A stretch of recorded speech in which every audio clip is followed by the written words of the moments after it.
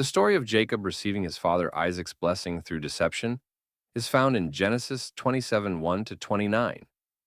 This pivotal event in biblical history highlights themes of destiny, deception, and divine sovereignty. Isaac, now old and nearly blind, calls his eldest son Esau and tells him to hunt for game and prepare a meal so he can bless him before he dies. Rebekah, who favors Jacob, overhears Isaac's conversation and devises a plan to deceive Isaac so that Jacob receives the blessing instead of Esau. Rebekah tells Jacob to bring 2 young goats so she can prepare a meal for Isaac, making it taste like Esau's cooking. She instructs Jacob to disguise himself as Esau. Jacob worries that if Isaac touches him, he will know he isn't Esau and curse him instead of blessing him. Rebekah reassures him and takes responsibility for any curse. Rebekah dresses Jacob in Esau's best clothes and covers his hands and neck with goat skins to mimic Esau's hairy skin. Jacob enters Isaac's tent, pretending to be Esau. He speaks in a slightly different voice, trying to convince Isaac that he is his older brother. Isaac, unsure, asks Jacob to come closer so he can touch him. Feeling the hairy goat skins, he remarks, "The voice is Jacob's, but the hands are Esau's." Still uncertain but convinced by touch and smell, Isaac blesses Jacob, giving him the inheritance and authority meant for Esau. Esau comes back from hunting, prepares his meal, and enters Isaac's tent, only to discover that Jacob has already taken his blessing. Esau becomes furious and vows to kill Jacob. Rebekah warns Jacob to flee to her brother Laban's house to avoid Esau's wrath. Next is the story of Jacob and Rachel. The story of Jacob and Rachel is a beautiful yet complex tale of love, patience, and divine providence, found in Genesis 29 1 through 30.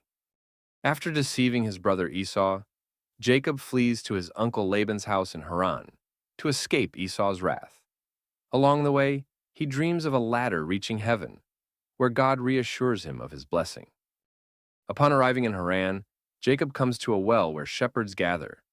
There, he sees Rachel, Laban's daughter, tending sheep. Struck by her beauty, he helps move the heavy stone from the well and introduces himself as her relative. Rachel runs home to tell her father, Laban, about Jacob. Laban welcomes Jacob into his home, and Jacob begins working for him.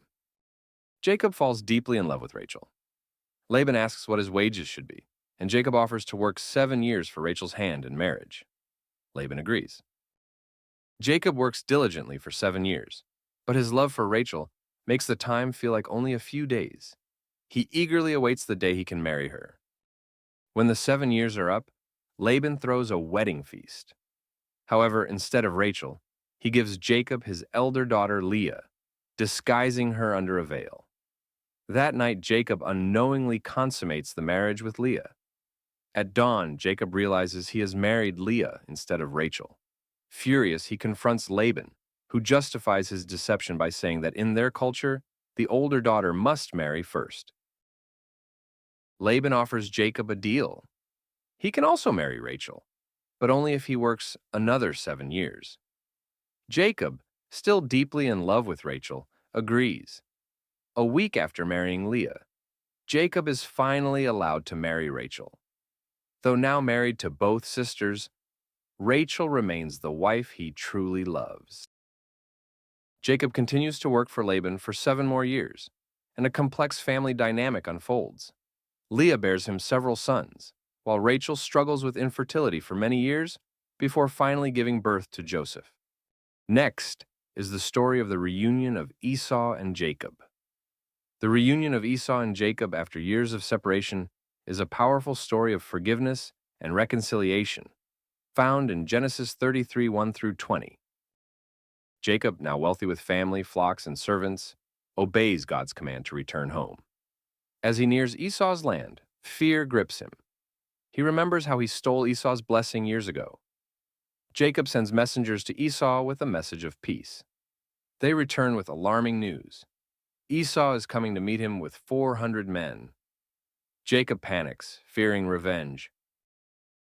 Jacob divides his people and possessions into 2 camps, thinking that if Esau attacks one, the other can escape. He also prepares generous gifts, hundreds of livestock, to send ahead to appease Esau. Realizing he cannot rely on strategy alone, Jacob prays earnestly, reminding God of his promise to protect him. He humbly acknowledges his unworthiness and pleads for deliverance from Esau. That night, alone and anxious, Jacob wrestles with a mysterious man until dawn. The man touches Jacob's hip, injuring it, yet Jacob refuses to let go until he receives a blessing. The man renames him Israel, meaning one who struggles with God. At sunrise, Jacob sees Esau and his 400 men coming. With his heart pounding, he arranges his family and then walks ahead, bowing to the ground 7 times, a sign of humility and repentance. Instead of attacking, Esau runs to Jacob, embraces him, and weeps. The brothers, once bitter enemies, are reunited in an emotional moment of forgiveness. Esau sees Jacob's wives and children and asks about them.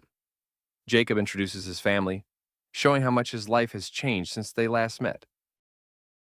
Jacob insists that Esau accept his gifts, saying, "Seeing your face is like seeing the face of God." Though Esau initially refuses, he eventually accepts, sealing their reconciliation. Esau invites Jacob to travel with him, but Jacob chooses a separate path, knowing their lives are now different. Though they go their own ways, they part in peace, their relationship restored.